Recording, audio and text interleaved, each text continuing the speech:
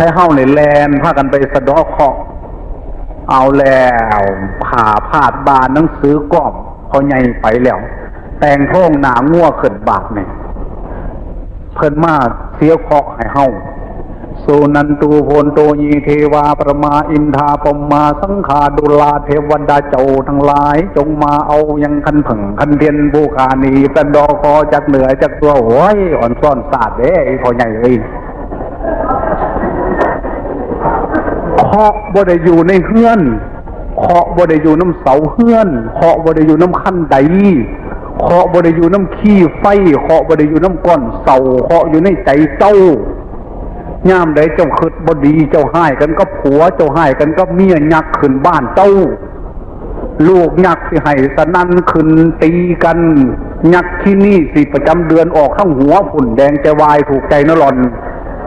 นั่นน่ะเคาะขึ้นบ้านเต็มทีแล้วสิให้ผู้ใดมาสะดอให้บาดนี่เจ้าสันตัวสะดอเอาเองเจ้า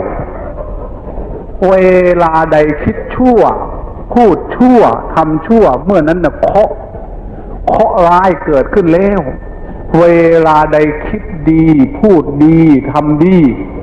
นั่นเคาะดีเกิดขึ้นแล้ว